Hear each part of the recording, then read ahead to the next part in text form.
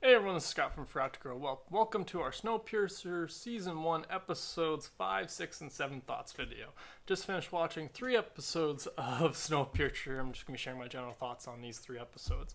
So these 3 episodes we see in Episode 5 was a trial for the for LJ, and then we see Leighton also get out of the drawers. In Episode 6 we see the strike and the train breaks down, and then in Episode 7 we see Melanie looking for Leighton, who's on the run, and we also see Leighton recruiting for his revolution. So yeah, I kind of fell behind on the show. I am enjoying it. It's just there's so many TV shows right now, and I just started another job, so it's tough to keep up with these things. But I am enjoying it. I am liking the kind of week to week problems they have to come up with, and how each episode doesn't feel too similar to the one before, and how I feel we're progressing forward in the story. So I'm really enjoying Snowpiercer so far. Like I said, I really enjoyed going through the trial and seeing this kind of this class divide in the way they're trying to how third class is trying to get a little bit more of the say, especially since this trial involves victims of third class. So that part was interesting to kind of see how the class divide is starting to jingle, and see how Melanie's trying to balance this, the order of the whole train, meaning keeping third class happy enough that they're not striking or stopping working, but also keeping first and second class happy, since they were the ones who paid for the train to be built and all that stuff. So it is this interesting thing to see. And then obviously all tying in also with the fact that we know Melanie is actually pretending to be Wilford. Well, not pretending to be Wilford. There's one thing I learned kind of a little more in this episode, which is she's pretending that Wilford's still around, even though he I guess died at some point, which is a part that I didn't quite put together earlier in the earlier episodes. I thought she was pretending that that there was a Mr. Wilford. I thought she had just come up with that role, but instead she's just kind of keeping him as a placeholder while she runs things. So that was a little bit of a realization that I had in these episodes, just because I guess wasn't paying enough attention.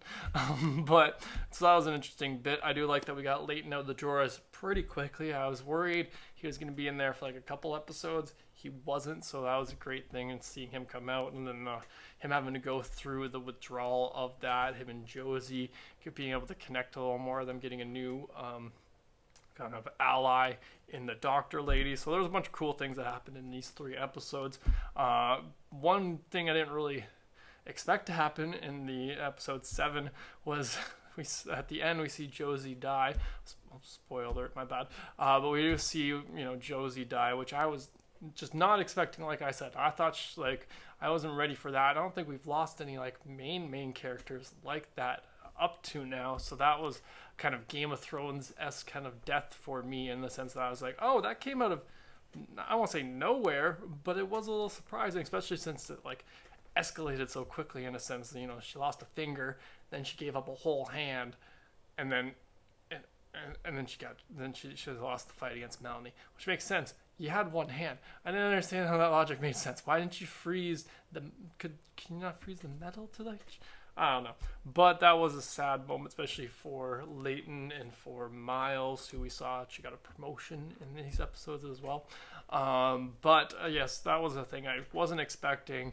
That kind of caught me off guard about this episode, one of these episodes.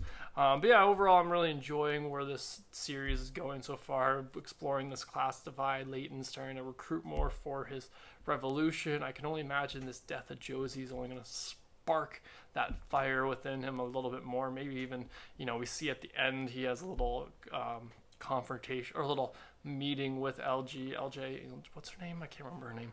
It's L something. It's LJ or LG. I can't remember which one of the two it is.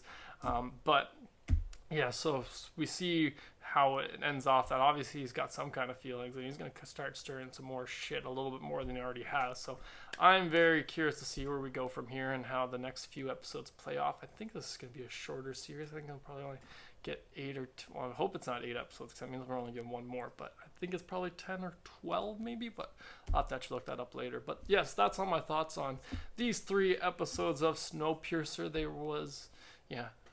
stuff happened. I enjoyed them, and I'm curious to check out the rest of them. But what do you guys think of these 3 episodes? Be sure to let me know in the comments below and what you're thinking of the season so far. Thanks again for joining me today. Sure, subscribe to the channel if you haven't already, and have a good one.